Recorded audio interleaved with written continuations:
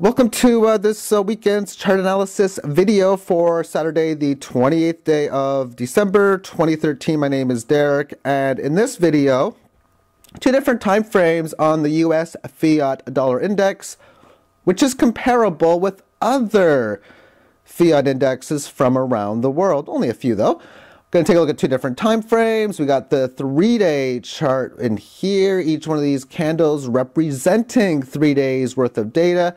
These charts have 100 different periods, so 3 times 100, 300 total days. Now, about 250 days represents a year, so it's got the entire 2013 year and the last few weeks of 2012 as well. I'm also going to show the 2-month chart, therefore 200 months worth of data as well.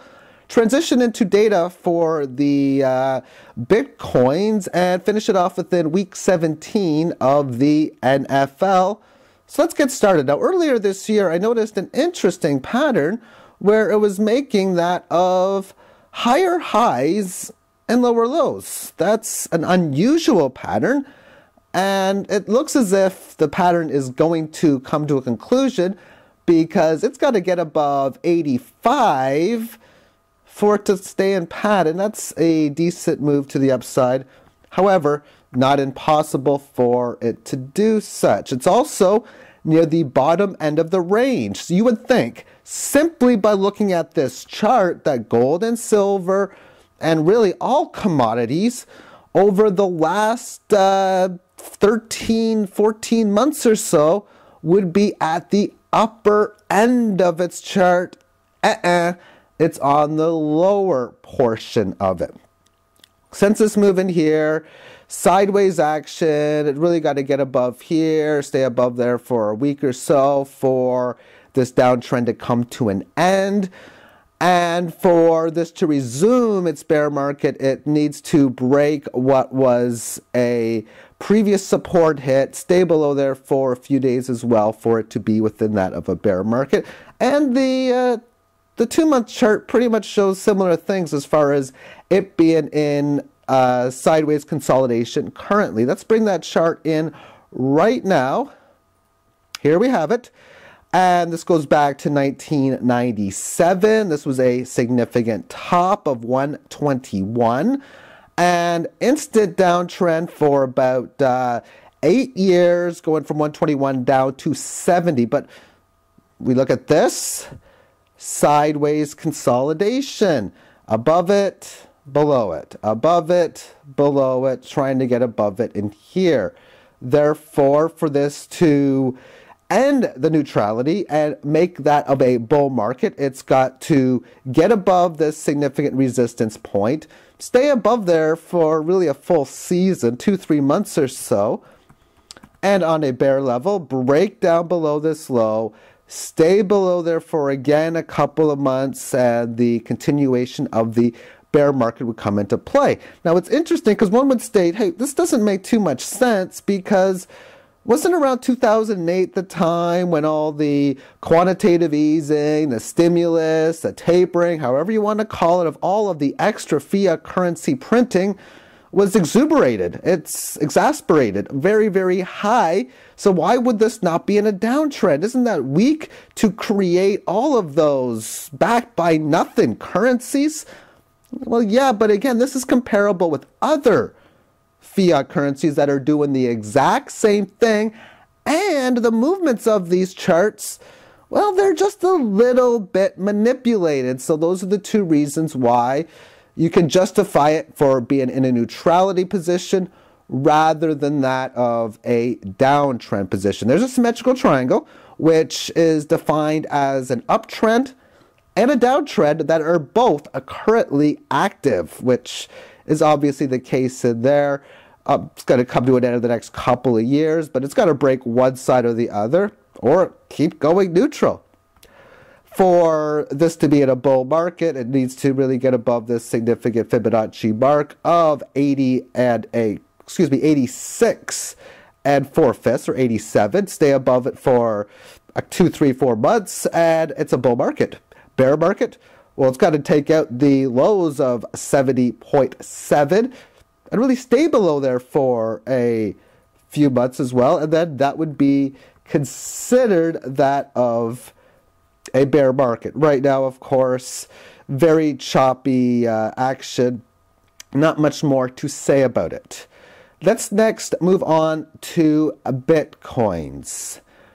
Now, I talked about this a few weeks ago, and I talked about it. I didn't have the December 18th and 27th levels, but I had these ones in here. There was a low of 453, which made it up to 1242 9 days later, and then supported 840, which coexisted within Fibonacci level 2.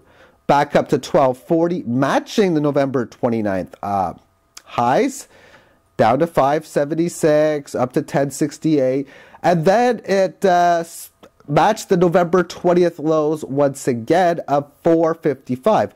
On December 27th, which was just yesterday, it hit a high of 837. It has retraced a little bit since then, but still unclear, which is why I have this question mark on if it's a high. The levels that I'm using are from the site mtgox.com. And I'm looking at other sites. The numbers don't necessarily match exactly, but these are the ones that I'm going to be going with.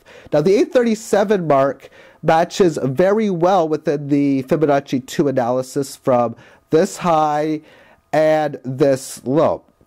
So therefore, holding, staying above the really 650 to 700 level.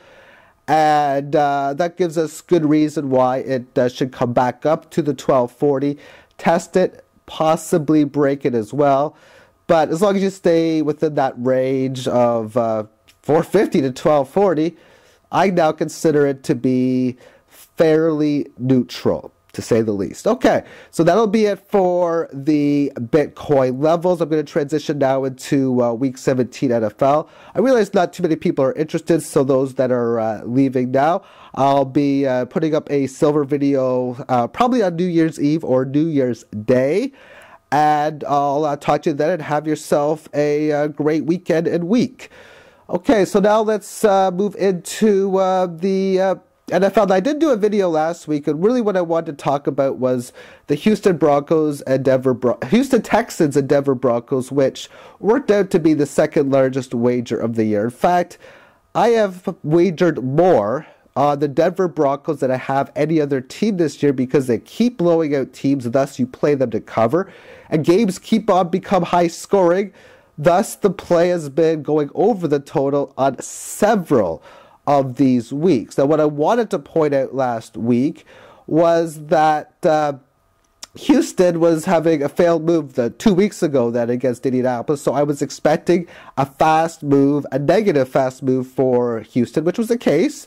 I realized that the Broncos had destroyed all the poor teams this season. They were coming off a loss versus San Diego with extra days off. That Peyton Manning with 47 touchdowns needed only 4 to break the record which was set in 84 by Dan Marino for 48. Then Manning broke it in 2004. Then his arch nemesis rival broke it in 07, thus giving more motivation for him to break it.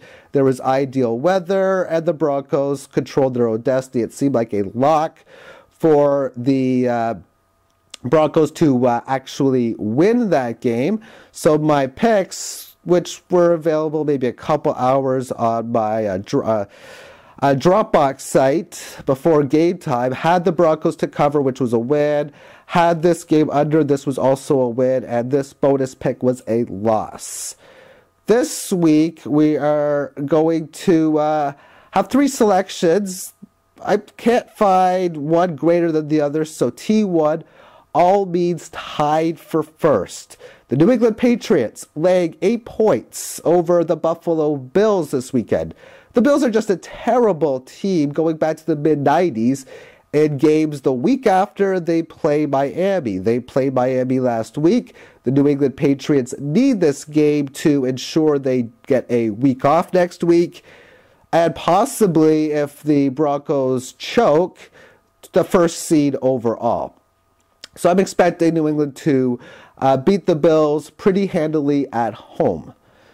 Also, the Denver Broncos and Oakland Raiders for the total to go over 53.5 total points. The weather is ideal for high-scoring games, as it's not going to be much wind and no precipitation. And the Broncos have everything to play for in this one. Oakland's offense should be good enough to help make this game go over for 54 or more total points. Final pick will be the Green Bay Packers and Chicago Bears to go under 53 points. Winds are expected to be blowing at around 30 kilometers an hour. Now, the disadvantage to that will be they'll be blowing from end zone to end zone, which should not affect field goals too much. It's either going to help you or hurt you. And it's a little better for passing compared to side. Both teams are starting quarterbacks who have been sidelined throughout the autumn months, as Jay Cutler has came back from injury, taken over the Josh McCown, who played tremendous. Jay Cutler, not so tremendous. And we got Aaron Rodgers coming back after being out for 2 months. The backup situation there has really not been too great, but the total is extremely high. And with the wins as high as they are, I like the odds that this thing should at least squeak under the 50 total point barrier. Now, next week, there is pretty easy to play for the next 2 weeks. The wild card round, the first week, generally what I'm looking to do are play road favorites and quarterbacks play against road favorites and quarterbacks play in their first ever playoff game, as they generally do not do that well. Next week, we're going to have the Indianapolis Colts at home. They could very easily be home underdogs.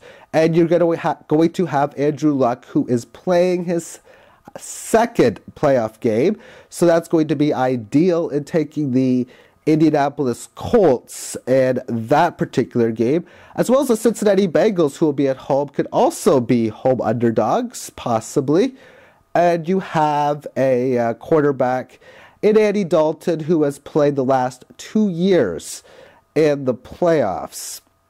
The home teams in the NFC is going to be either Chicago or Green Bay. With Green Bay, you're going to have both Jay Cutler or Aaron Rodgers, who have played playoff games in the past. And in the NFC East, it's going to either be the Dallas Cowboys and most likely the Philadelphia Eagles. It's Nick Foles versus Kyle Orton. The winner of that game will be playing their first ever playoff game. The second week, which is called the divisional round, I generally play all the home teams every week are usually going to be laying 6, 7, 8 points. But they cover the spread well greater than 60% of the time since the start of this playoff format. All right, that will be the end of this particular video. So thank you for tuning in, and I will talk to you in about 3 or 4 days. Take care.